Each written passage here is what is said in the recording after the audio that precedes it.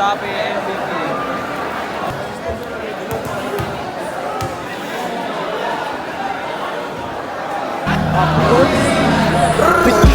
Bayag sige panagpo, baka di kayo na-inform na ngayon ay halimaw na yung batang uhugin na dati nyong in-ignore. Bilang patunay na di kayo bagay ihanay sa dati nyong in-ignore. Ngayon sa pagbumundol, dinigang ganyan pagpagdag pa na di kayo bagay ihanay sa dati nyong in-ignore. Ngayon sa pagbumundol, dinigang ganyan pagpagdag pa lindor. Kamusta lahat ng mapagmaliit, ngayon yung subukan manlait ulit.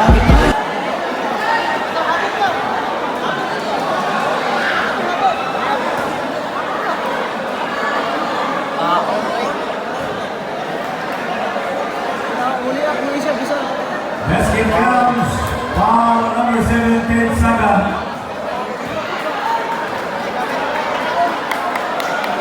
Ginigiit na wala akong talento pero isa ka na Sigit-sigilan nakakaputa sa pagdinig mo ay isang tak.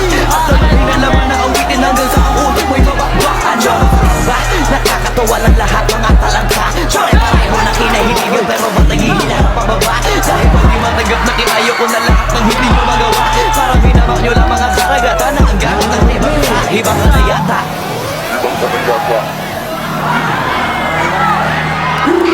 Lahat na may maling tono, makakababa ka sa trono. At naman akong pakinggan kayo, wag nyo lang ako gawing bobo. Bueno, ito na ang malinaw na sagot ko sa napakalapong tanong ko. Bakit ako sumusulat at napatunayan na hindi ako patapon? Alam nyo ba yun? Malamang hindi kasi hindi kayo alisto.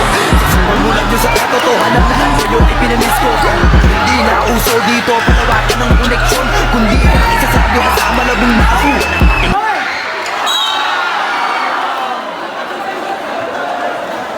Kalara! Foul number 8, Tutul Idol! Si Madligis na ako napon. Jagbong napon.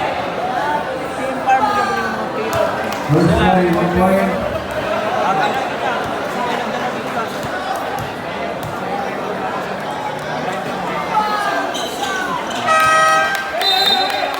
Al-Fasir.